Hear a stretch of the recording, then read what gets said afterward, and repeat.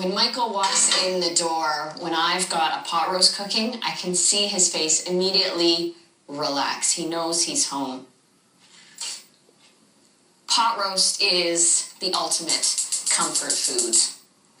It's hearty, it's heartwarming, and you gotta give it ample time to cook. When you're making a pot roast, the cut of meat you choose is very important.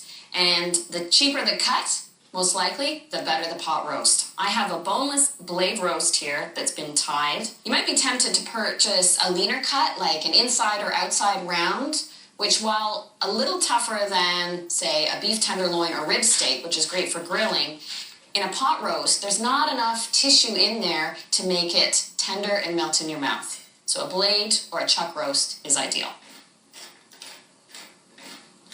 And I want to make sure the pot's almost smoking. You can actually see the heat coming off the surface of the pot. Then I know it's hot enough to add the blade roast. The browning or caramelization of the meat is for color and for flavor.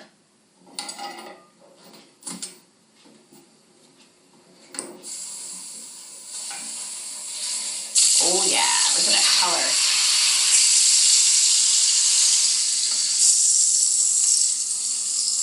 And the second part of cooking a pot roast, after searing, is cooking it in an aromatic liquid. So it's like building a stock around the pot roast, and the pot roast flavors the liquid, and the liquid flavors the pot roast, all at the same time. I've got onion, carrot, and celery.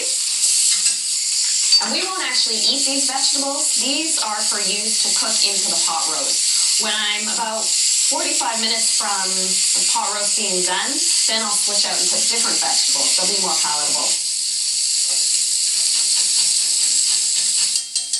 I have this great caramelized layer at the bottom of the pot. Once I add the liquids, that'll lift off and contribute to the nice dark color as the pot roast cooks. A couple of sprigs of fresh thyme and a couple of bay leaves.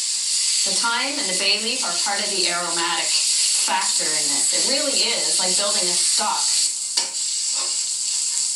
Now I'll add a tin of diced tomatoes and turn the heat back up.